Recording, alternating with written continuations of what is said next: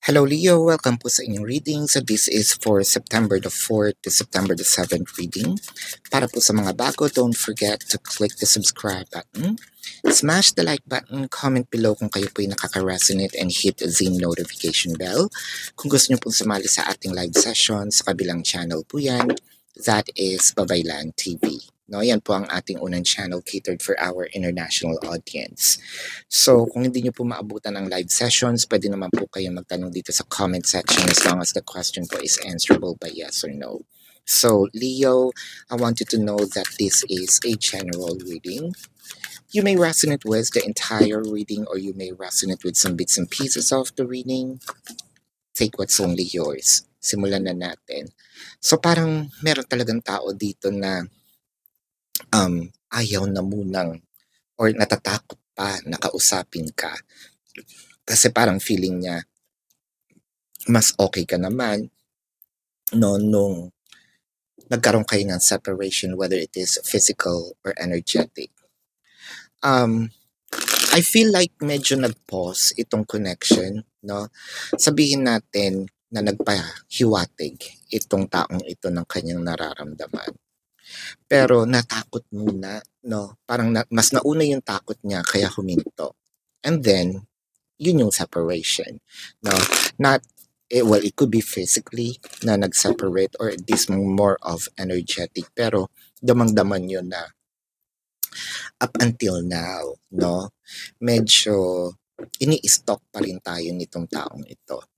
Ang nakikita ko nga dito, parang kahit na hindi siya nagme-message, no? Siguro nakikita nyo palagi din yung naka-view siya, no, sa inyong story, no, or laging nagla-like pero wala namang communication. That itself, parang sinasabi nyo, medyo nakakakilig, no, pero mas kikiligin ako kung na-express mo itong damdamin mo. Kung medyo masarap din yung nararamdaman ko, no, or naririnig ko. Siguro nararamdaman ko through your views or likes, di ba? Pero ayoko din yung mag-assume. Napakabagal nitong taong ito, Leo. Pero I feel like maraming pwedeng aminin, maraming gustong sabihin, maraming pagtatapat ang pwedeng mangyari dito. Actually, itong taong ito, sobrang ganda ng balita na pwedeng ihatid sa atin. Nakakita ko na ikasasaya ng puso natin, no? Meron pang magpapainom, magpapaparty, ayan. So, ang nakikita ko rin, naku, napaka-torpe naman nito. Tapos, ang nangyayari pa, parang meron kayong, hindi to verbal agreement parang kayong dalawa lang yung nakakaalam, no? Napakabihira nitong situation na ito dahil hindi nga kayo nag-uusap pero through energy nagkakaintindihan kayo. Mahirap ipaliwanag dahil hindi lahat nakaka-experience nito. Let's say yung iba kasi nagkakatinginan lang, di ba? Siguro na-experience nyo to sa mga friends ninyo. Nagkatinginan lang kayo, sabay ngingiti kayo or hahalaka kayo kasi alam niyo yung gustong sabihin ng isa't isa. Eto, hindi nga kayo nagkikita, no? Or hindi kayo nagkakatitigan, pero parang meron talagang meaning, no? Yung pag-view pa lang niya, yung pag-heart pa lang niya, alam mong may mensahe na. Pero ayaw mo rin masyadong mag-assume. Baka sabihin niya, no, ayokong kinikilig ka, no? Pero ayaw mong mag-assume. Kasi parang this is a thief in the night, no? Parang sinasabi mo, baka mamaya ako lang pala itong umaas or na-interpret ko ng mali. Pero mali ka doon. Tama yung interpretation, pero siguro tama ka din dun sa part na masarap naririnig, masarap nararamdaman, yung together, para at least I will place this or makausad tayo, no, dito sa nangyayari sa atin. Para kang nagsha-charade, no? With the King of Swords, the Nine of Pentacles, the Four of Pentacles, and the Ten of Wands. I think itong taong ito, hindi ko alam kung ano yung dahilan niya, bakit siya hindi nag-move forward. Don't get me wrong.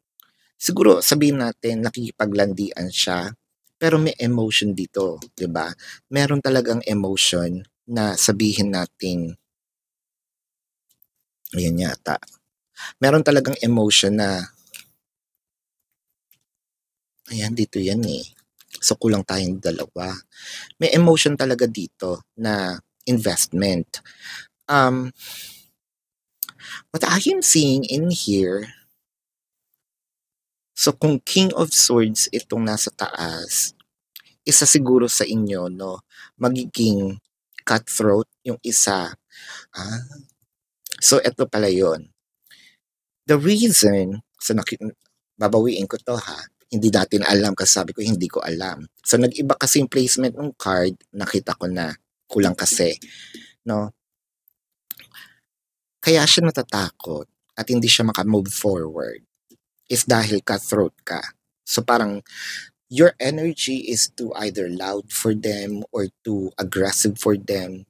Hindi niya alam kung paano makimingle, makihalubilo, makiblend, no, sa ganong energy. With the High Priestess, so I feel like meron namang communication na mangyayari pero hindi ito face-to-face, no? I think na nag-uusap na kayo. Yung iba sa inyo, no? Parang yung, kumain ka na ba? Ayan, ano tayo, Gen Z? Yung kumain ka na ba? Oo, blah, blah, blah, yada, yada, no? Ay, pero hindi ko pa nakikita na talagang this person's going to push through, no?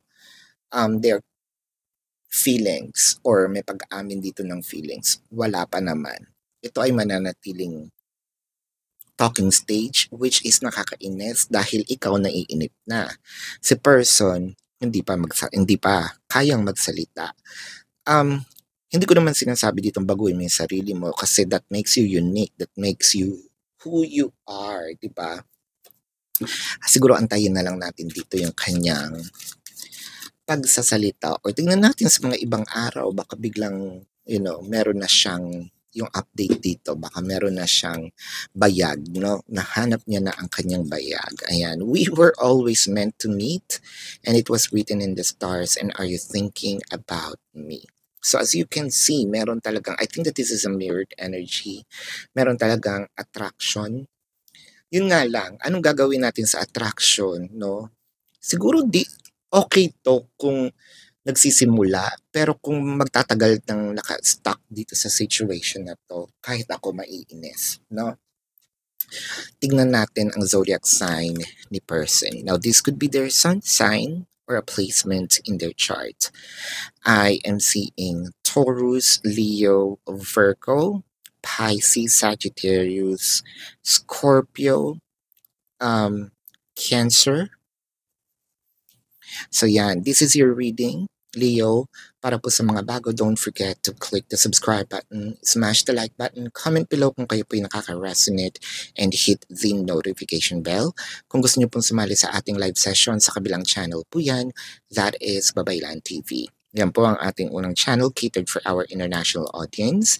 And kung hindi niyo po maabutan yung live sessions, pwede naman kayo magtanong dito sa comment section as long as the question po is answerable by yes or no.